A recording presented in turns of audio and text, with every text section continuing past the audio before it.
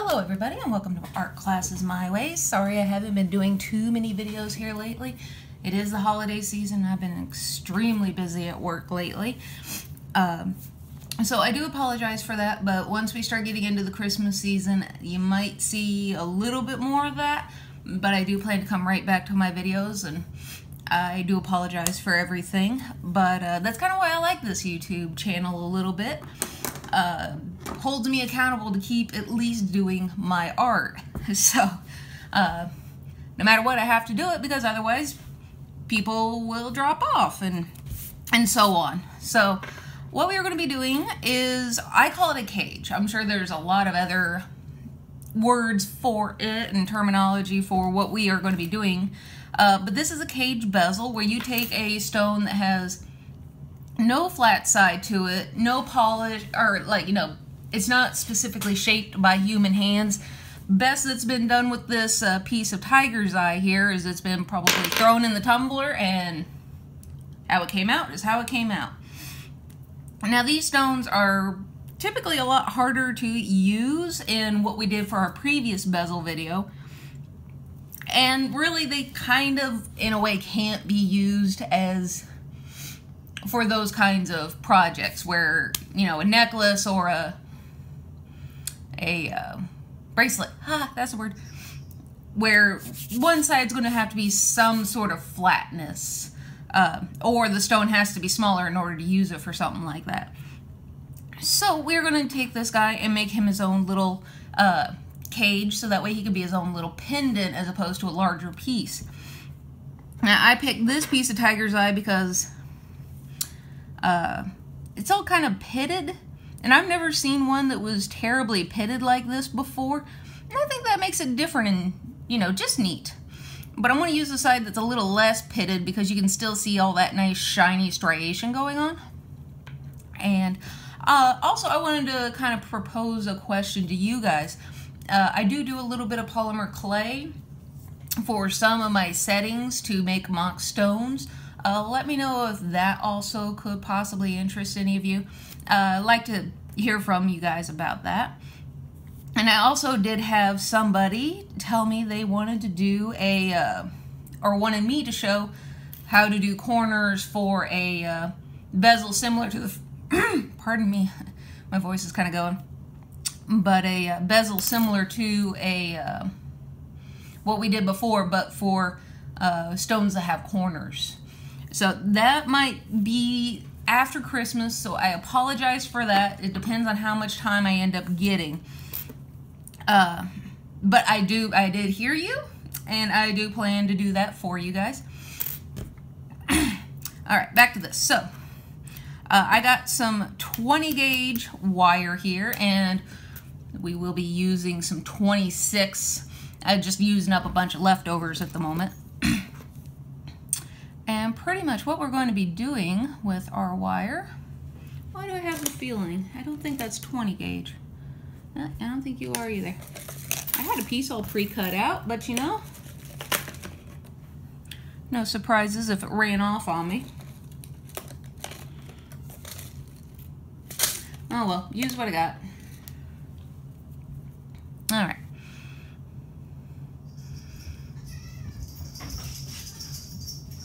Never fails. I mean, they've been quiet all day if you hear my kids in the background. So what we are going to be doing, you just kind of want to use the middle of your wire here, or at least, you know, make an attempt to make it somewhat in the middle. And it's going to take quite a bit of effort. Probably try to use the slightly flatter end, which isn't going to do me too much more good. And you're going to slowly try to shape your dead soft wire to the shape of this stone that you're currently trying to make. Now we are going to end up having 3 wires to the outer shape of this stone. You can either shape them all separately, one at a time, or you can shape them all at the same time. Doesn't really matter too much which is which.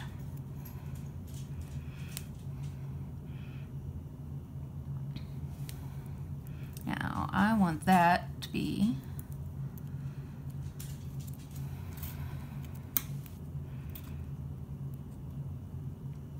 I find if I have him slightly shaped a little bit, a corner or an end piece that I'm having a hard time shaping to probably keep from slipping and sliding as much. There we are. It's a little tighter, a little better. There. And around the sides.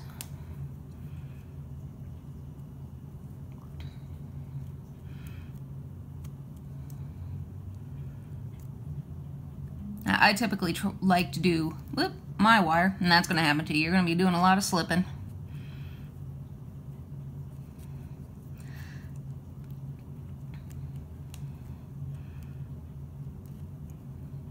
Back into shape there. Now, I do my wire one at a time. Like I said, you can do all three at the same time. I do recommend you take masking tape around the bottom when you're trying to shape all three of them at the same time. It just gets to be a bit of a pain. So I like doing it one at a time. But you do what makes you the happiest here. Let's see here. Now, and bend. There we go.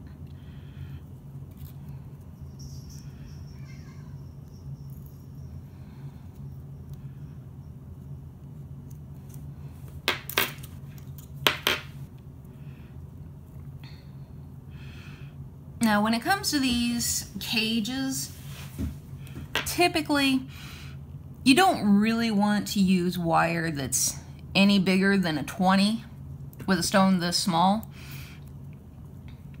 One, because it's going to be harder and harder to shape. The wire is going to be thicker. It's going to be rougher on your fingers. Two, you end up with a piece that just looks, the wire just looks bigger and clunkier than kind of ends up taking over your stone all the way around. And again, shaping is really the biggest part of it that makes it, you can't make it too hard on yourself. All right.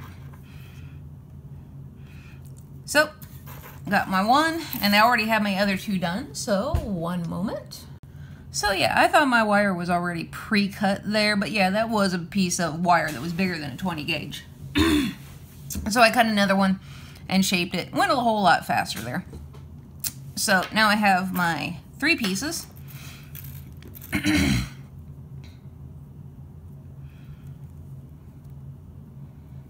All nicely shaped there.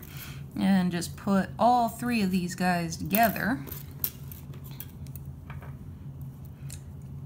Now they've all been done on different parts of the stone, so there's going to eventually be more shaping involved in this. This is by no means the end of the piece here. Now,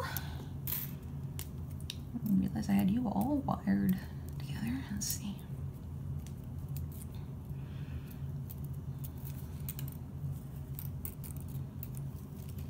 Straighten out my 26 gauge here. There we go. Whoop, let go. All right.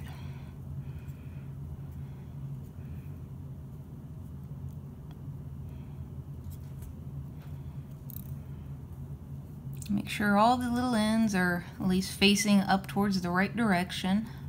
Try to make all the tops in some way look like they all let go up in there. All right. And I'm going to take this. I'm going to give myself enough tail here on it. Yep, you got all wired around. There we go. Now, this part's pretty easy. It's just going around all three wires, making sure that they all behave themselves, which is not always the easiest of task. As we all know, wire does not like to behave.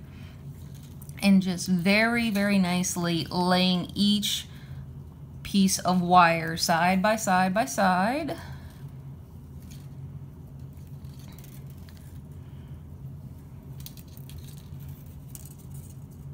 until we get a good chunk of this bottom all nice and covered and stabilized. Another reason why you want to use a thicker wire for your base wires is because of work hardening. And it's pretty hard to do work hardening on this kind of a project. Now, there are people out there that do it, and kudos to them, awesome sauce. This is just another method of going about doing it. You're messing with wires that are so delicate that if your customer wanted to take this to pieces, they can take it to pieces. There's no stopping them on that. But you want it to be strong enough that if they were to lean against a table, your whole cage doesn't get bent out of shape either. So you pretty much, it's a thing of your wrapping has to be pretty nice and decent, so that way it holds together under most circumstances. Now, that's why we use the bigger wire. Now, we can use smaller gauges that you will be seeing to actually either cage the stone in, or, like I said, along the bottom here for a bit of a decorative element. All right, now I'm going to give that a good snip. And with this project, I use my flush cutters that cut flush on both sides. And I'll put you over there, and I'm going to put you back here. Oh, I think I really am trying to get sick. Hate that.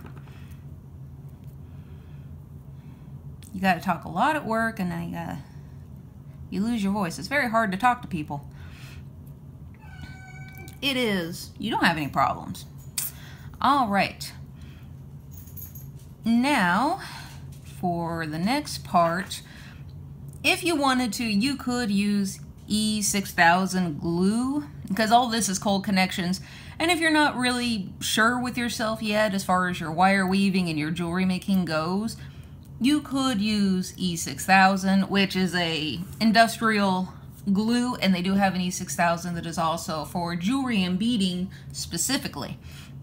And you could lay just, I mean, a tiny amount. Now, give that little tube any kind of a squeeze, you're going to get more out of it than you'd ever be using for any one project. It's kind of one of the downsides of it. It's a poop. But you could just lay a very tiny amount. Takes a little bit for it to dry. To fully cure about, I believe the back says 48 hours. It could be 24. You can read the back and be sure for yourself. Bare minimum, you really don't want to be doing too much with the jewelry till 24 hours later regardless. Not that it's going to fall to pieces to you on you immediately, just to fully cure the glue. But you could put a little tiny bit of glue on this and then wrap over the top of it.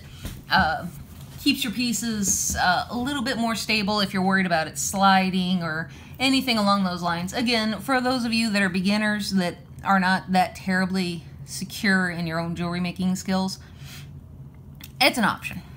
So I'm going to be doing the same thing along this edge. Get my tail out of the way there. One.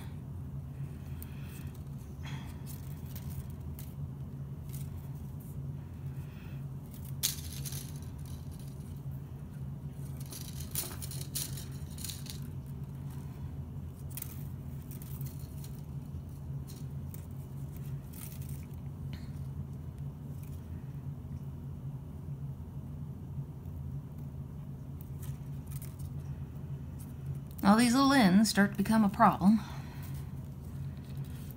And it's going to be the exact same method as what was over here. I would give the sides a little bit of love. You at least need to do what you did here. Same amount of wire wrap here as what you would do over here. And we're going to do the same over here as well. Now, I'm going to go ahead and skip ahead to the future, so I'll see you guys in a few minutes. Alright, so now we got our cage all nice and done. Doesn't look too terribly much like anything at the moment, just looks like a big mess. But we are well on our way. Now this part is pretty important to do. Do not forget to put your stone back in facing the direction that you want it to face. So if this is forward for your cage, you want your stone facing forward. And go ahead and start resizing and reshaping your wire to your stone. You could do this with your wires all nice out straight and go ahead and do all the wrapping and then shape it.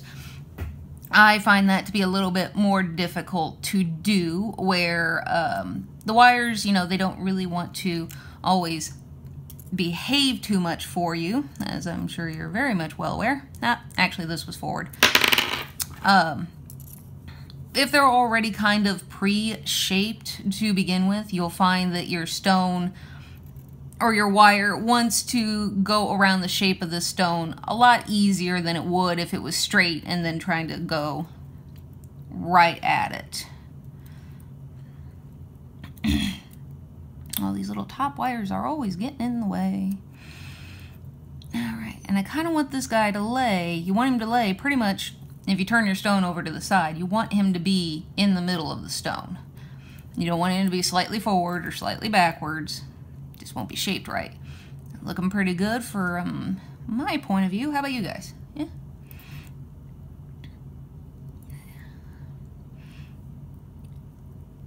And this part could take a little bit. And you can see just from pinching these top pieces here.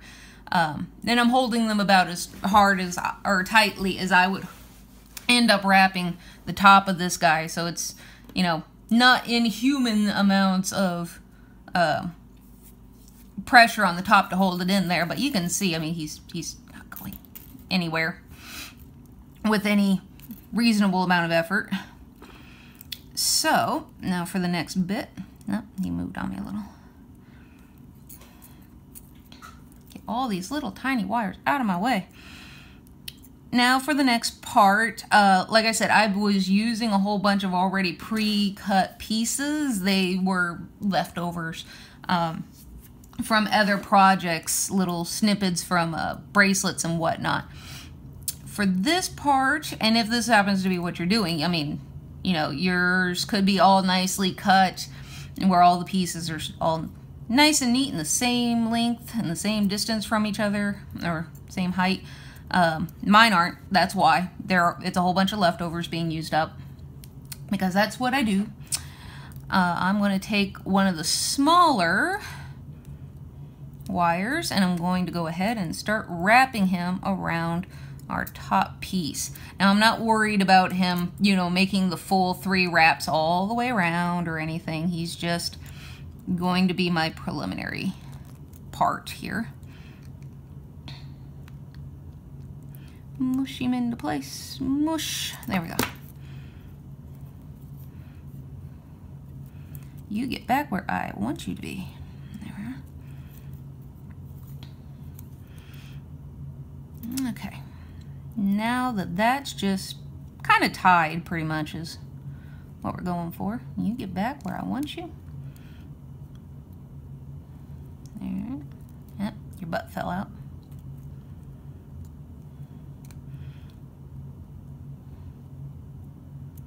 Now that I'm putting pressure on him in the front and the back, as opposed to just trying to shake him out, he's going to be misbehaving on me.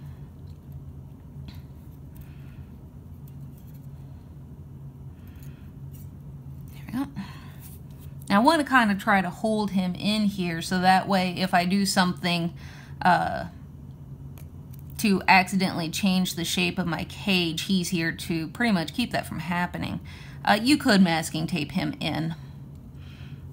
The bad cats have kind of run off with my masking tape, so I gotta refind it or buy some new stuff. One of the two. That's cats for you. The naughty dog doesn't mess with my stuff, so really, not much of a naughty dog. He's just a little angel, but there you are. Okay. Stay. Now, so you're gonna be one of the shorter pieces. I'm going to take 2 pieces about the same length there, fold backwards, use the largest part of my round nose. Yeah, you get out of the way. I'm just going to go ahead and kind of make my top hoop for something to go through there. I'm going to let my stone pop out here for a moment.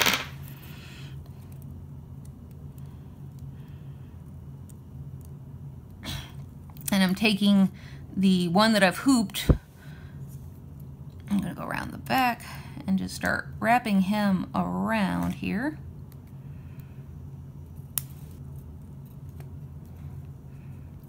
There we go.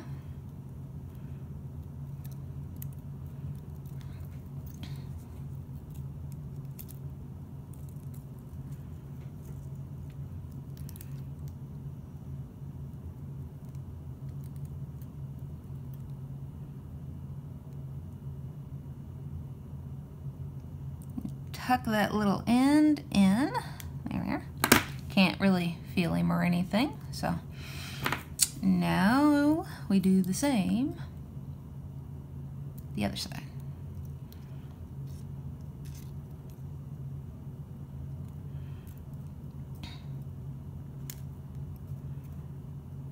We want to kind of make sure that both of these hoops are pretty much the same height as each other, so that way it'll look nice and even when we put wire or a chain or what have you for a necklace through it. All right. And tuck our little end in. Tuck.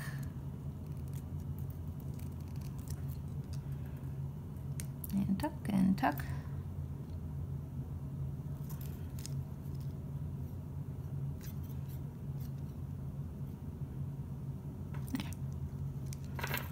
Retuck you just because I can.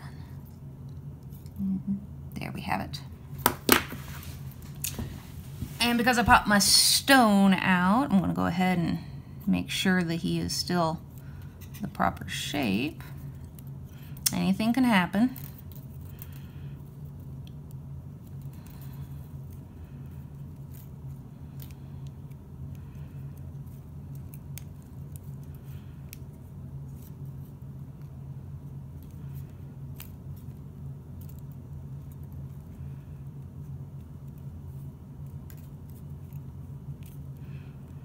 Now, if you ever find that like your wraps are getting loose, you just take your fingernails and just smudge them back together a little bit.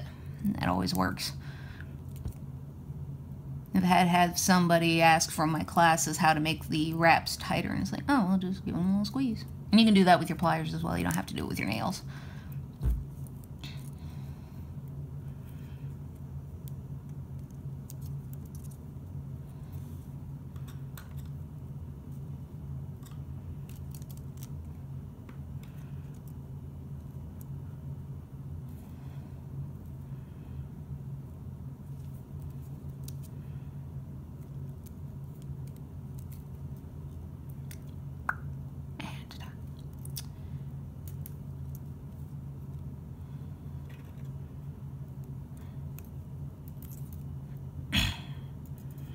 Alright, now we have these three lovely guys to do with whatever we want, do whatever kind of little decorative elements that you wish. You can even do, have them go backwards and make a really fancy back on it, or you can actually use them to do decorative things around the front, and then, you know, like I was saying in my other video, you can sew them down to your cage around the sides to firm it up, and then you could be basically done. I'm going to try another method, so one moment.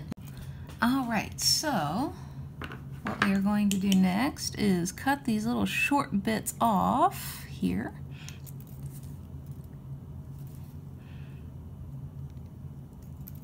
And get them out of our way. Out of the way. And then put them in our container for leftover bits, and I'll cut these down flush against this wire, but I have to go get my more precise nippers for that. All right. I'm going to leave all these long bits to do, like I was saying, to go back through here because of how oddly shaped this stone is. What I'm going to do in the front is just not going to be what happens in the back. So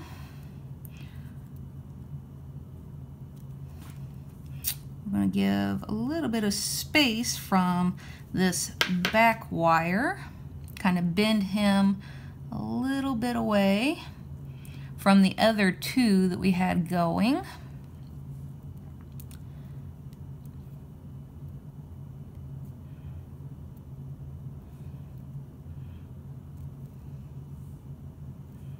There we are. Just enough room to be able to wiggle the wire through. Put them all back into place. All right.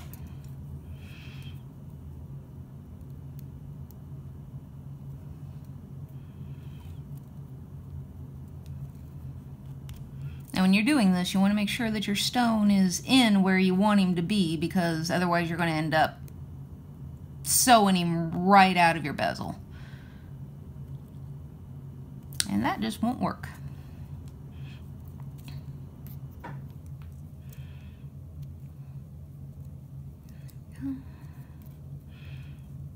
You and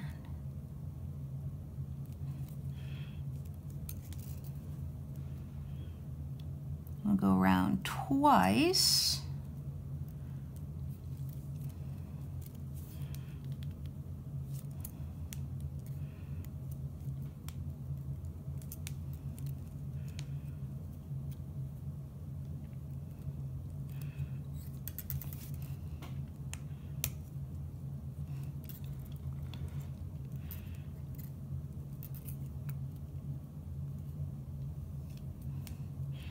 And then off in another direction.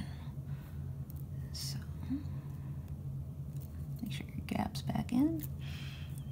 I'm going to put a little hook so that way I can hook that little opening there. Nah.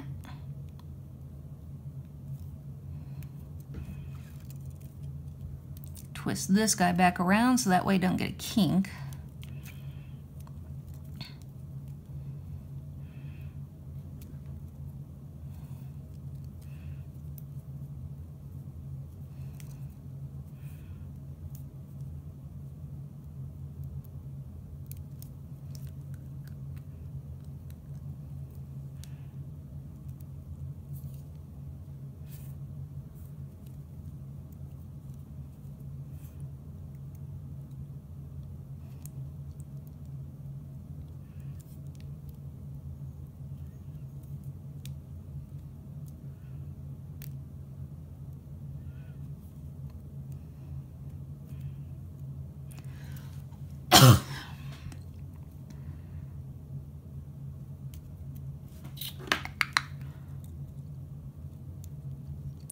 Come on.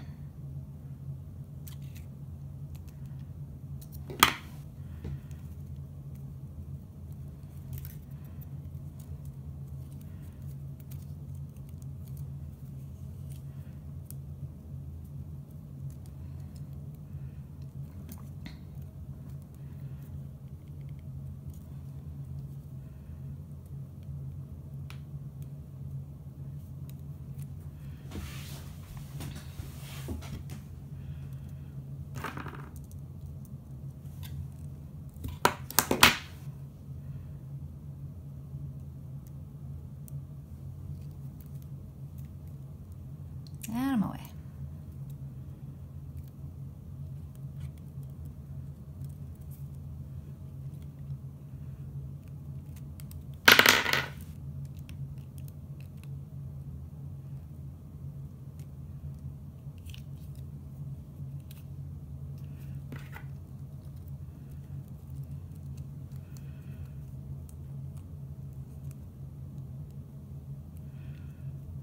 Oops.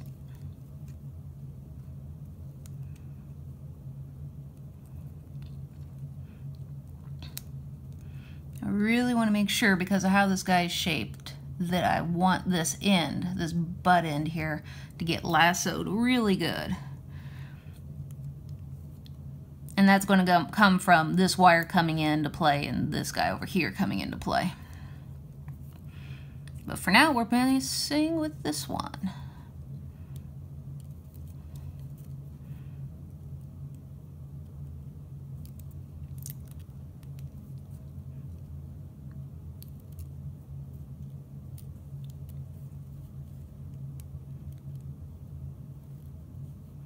Now, once you go all the way through, there we are.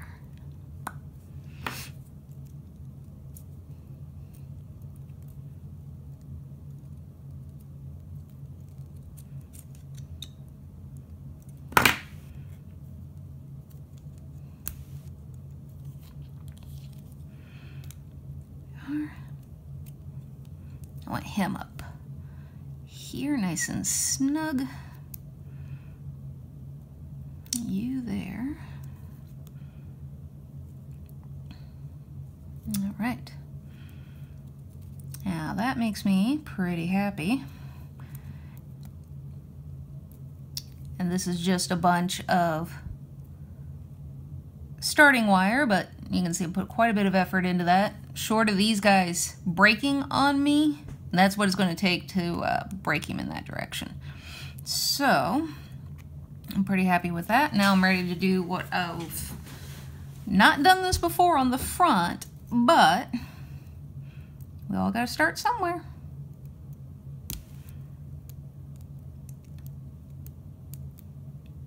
Because sometimes, you know, when you're messing with stones and you're especially doing this cage method, just get these guys out of my way here.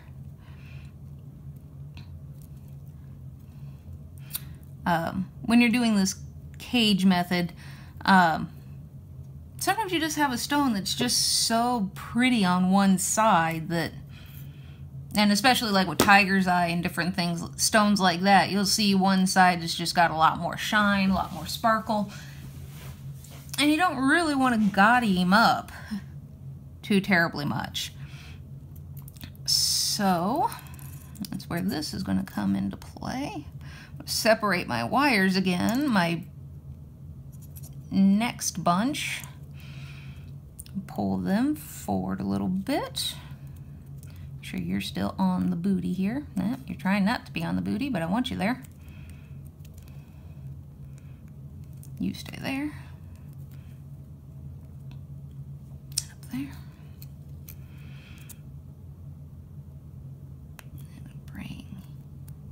I might not be able to bring you up too terribly much. If at all, probably not.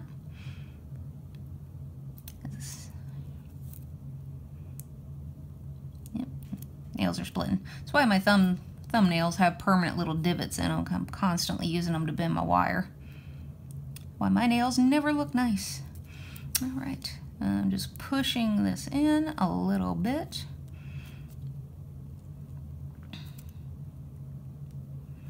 There we go. Same with you. Get you nice and even. And we got basically something that's along the lines of the tongs coming up from the bottom of what you would think of as a traditional bezel, such as like wedding rings and whatnot. Those little bits of metal that are all that's there that's holding your stone in. Apparently I need to eat something. Jeez. That is pretty much the idea that I'm trying to follow for this one. Now I'm going to test him out, make sure that I've completely done it right. I always test out anything that I've done new. All right, and this guy just catches the corner right here. But with this guy over here, if I'm actually showing this to the camera correctly, I have no idea. This guy here, you can see he follows that shape really well. So I'm not too extremely worried about this corner. This corner is pretty key, but I think he's held in there pretty nice and tight. I'll go ahead and flatten him a little bit, just in case you can see that he's kind of lifting that little gap of space right there. So just, if I can get this set of pliers around it, I don't think I can, so I'll just have to push downwards, shape him a little bit more to what I got going on.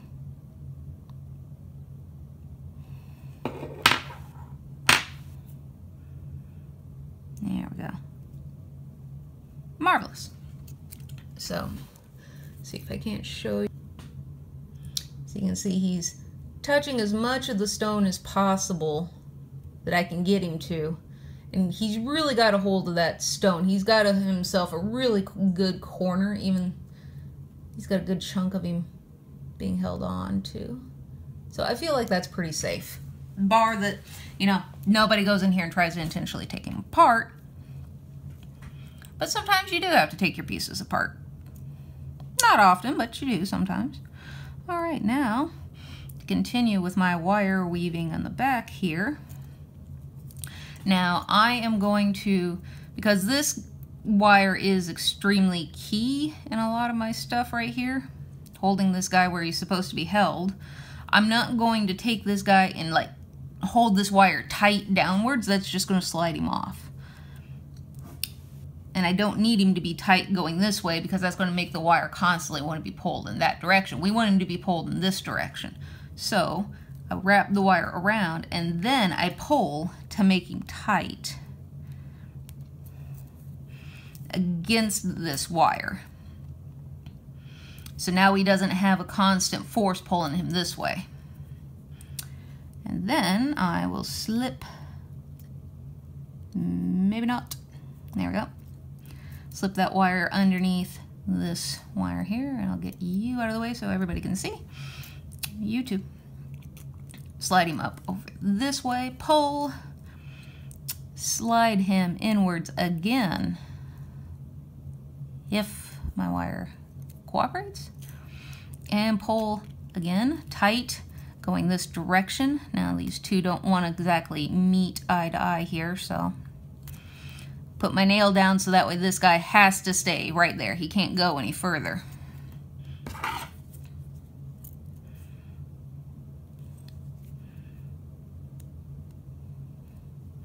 There we go. Pull upwards. I'm going to hit this wire if I can. I don't know if I have any place. Yeah, I can get a little lift there. There we go. Up. And again, upward force. I do have quite a bit of wire still here that I could do something with, so why not? We'll go under you. And again.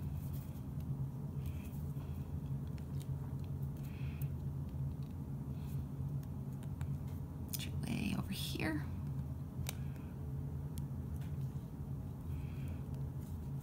And again, I want to use force to hold this wire more upwards where I want him to be in the key spot.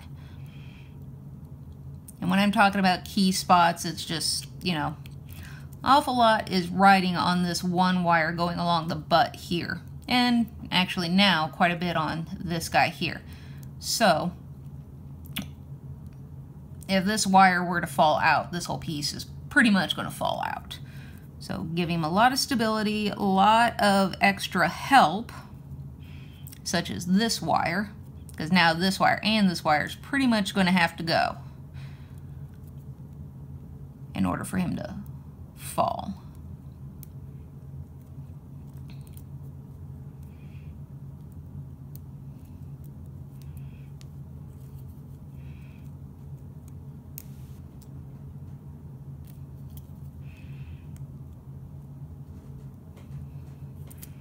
And now I'm going to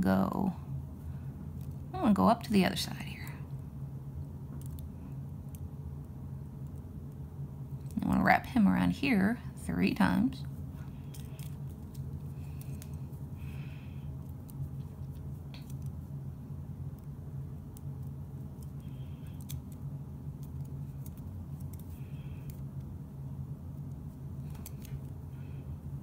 One,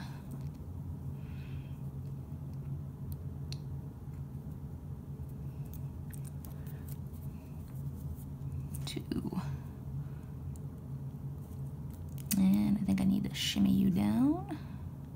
There we go. And 3.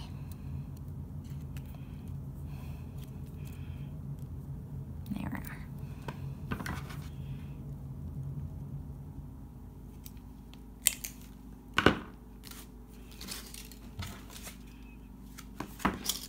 Oh, I don't know where he went, but I know he's still up here on my table.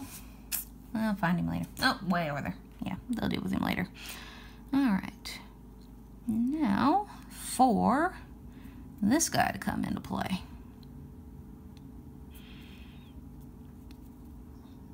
Make sure he's nice and tight, and well, that's the only possible way I can think to take him. Doesn't look any better than any place else that I could possibly lead him off to. Could try to lead him straight across there to give this bottom part, again, still this corner is the most crucial piece no matter what, but more help, more strength, the better off we'll be.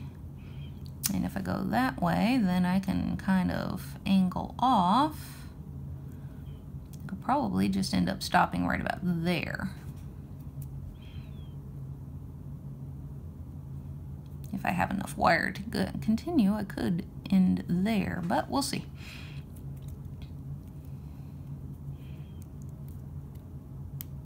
And just get my nails under, lift.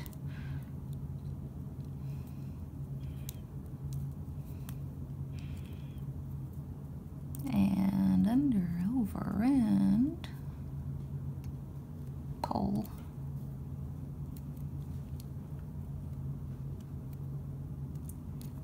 All right.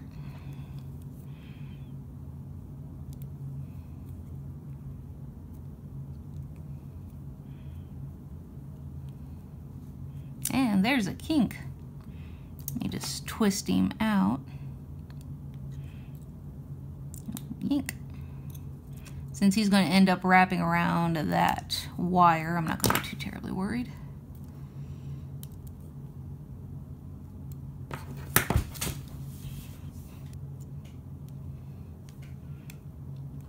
There we go. Yeah. My nails don't last long. There's a reason why I don't bother doing anything like having nice nails.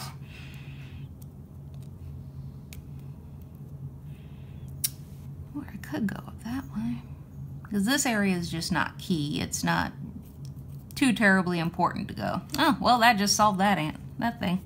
Well, looks like a wrap of 3 and done.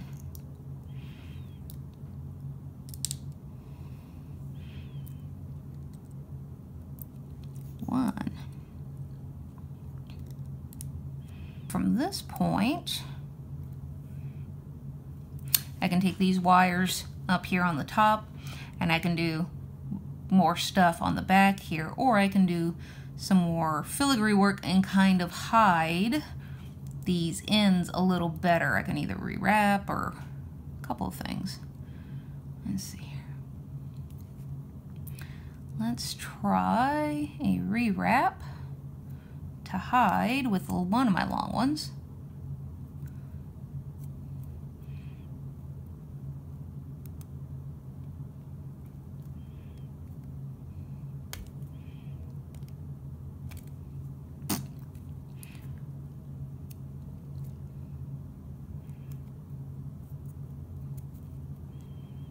We got like that bird's nest thing that everybody kind of plays with a little bit.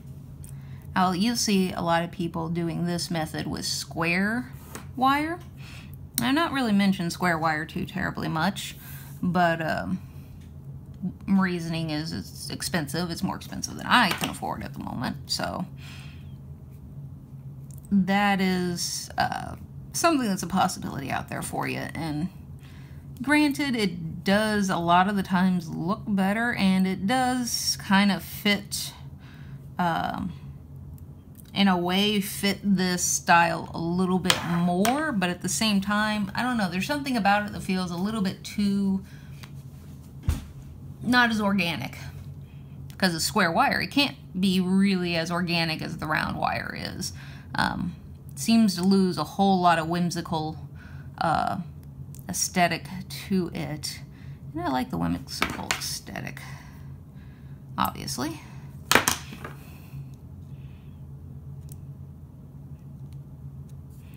you to come through. In you go.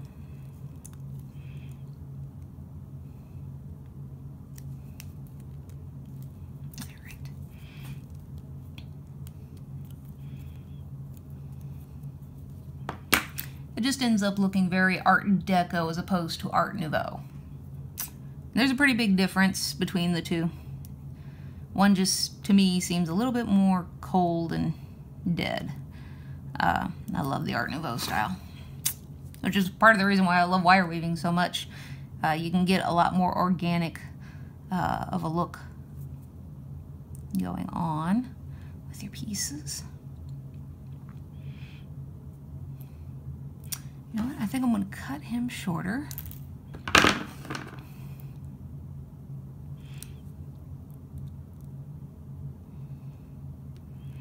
And do a loose curl.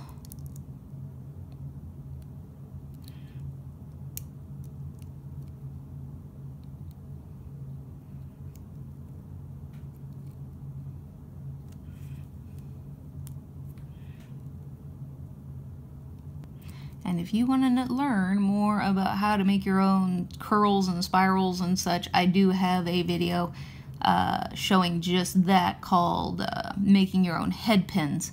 So please feel free to go and watch that one as well. I'll go a lot more in depth than what I'm currently doing.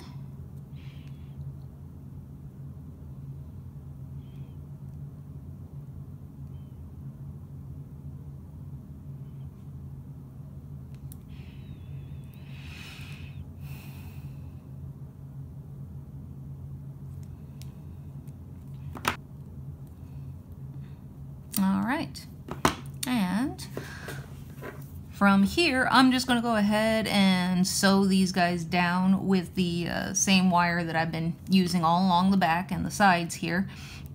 And I'm going to get my little finer nippers and cut these little bits off that don't need to be there. But other than that, he's pretty much done and ready to put on a string. So I hope this video was helpful for you guys. Just another way to do a bezel as opposed to doing the whole underlayer and then top layer and then building outwards from there. You got a little bit of a different look, and it's really for those stones that you kind of just, you want to use, but you just, there's no way with the current shape that it is in to be using it for much of anything that you may want. So, lovely little piece there. And no work hardening, and for those of you who do not know what work hardening is, that is where you are hitting or working or using the wire to the point of that it's getting harder. All this wire that I'm using is dead soft. Pretty much any craft store is going to have nothing but dead soft that I've seen. And when these guys were breaking off on me, they were just getting work hardened to the point, or getting squeezed to death, so much that they broke. And if you've ever just sat here and gone back and forth with the wire till it snapped, that's work hardening. It makes it more brittle and frail. That's something to keep in mind when you're doing this. If you know, watching other people's videos. Yeah, work hardening is great. It does make the wire harder, makes it, one, you can't work with it anymore, but it does also add a strength to your piece. But again, you can't work with it anymore once you started to work harden it. It's got to be darn near done from what you're currently using. Otherwise, it's going to snap on you. You're going to have to start all over your key pieces. But that is pretty much it. So I hope this video was helpful for you guys. Lovely tiger's eye there. I do plan to make more videos, including one on square cabochons and focal points. I just got to find one and find the time currently. But I'm not forgetting about you guys. That is in the works. And this would be a good project to do also with the square ones as well. You just follow the shape and bend over, and then these guys are your little braces, and ta-da. But I will do one that's a lot more in depth for the square ones. And again, let me know about what you guys think about making your own focal points and stones with polymer clay. I got a few ideas for that project as well, and I do need to make up some more stuff for that. And I found this guy at work. Fun thing working at a register, you get to see all the weird coins. I've never seen this before, and everybody tells me it is a Mercury dime, and it does say United States of America on it, so it's not a foreign coin or anything. I think I want to turn that into a piece of jewelry, but I want to turn it into a piece of jewelry where this is not ruined. I'm not going to poke a hole in it, not going to do anything along those lines with it. Wanting to pretty much stay intact. It's a piece of history. Neat little thing. Especially that axe on the back. It's so cool. All the detail work went into that. And it's probably going to be done along the lines of the cage in some form or fashion. So if you guys want to have some fun and kind of pre-design it out, have a drawing of what you think you would do to not destroy the piece, not putting it in resin, because how on earth are you going to ever get it out? If you needed to. I don't know what this is worth, or probably worth nothing, who knows. But to preserve a piece of history. You know, fossils, a lot of times you don't want to destroy the fossil because he's older than you. Show some respect, by God. So that's a fun little thing. If you guys want to come up with some drawings or some ideas, please post them in the comments below. Thank you for watching my video. I'm sorry if this was a very long one. Please like, subscribe, comment. Let me know of other classes you would like to see as well. More than happy to entertain any of those ideas. And I hope you have a great evening. Also, if you want to support my channel, you can always head over to my Etsy shop. Naughty Dog Studios, which you saw the naughty dog barking at the mailman. Oh, what am I going to do with him? Bye, guys.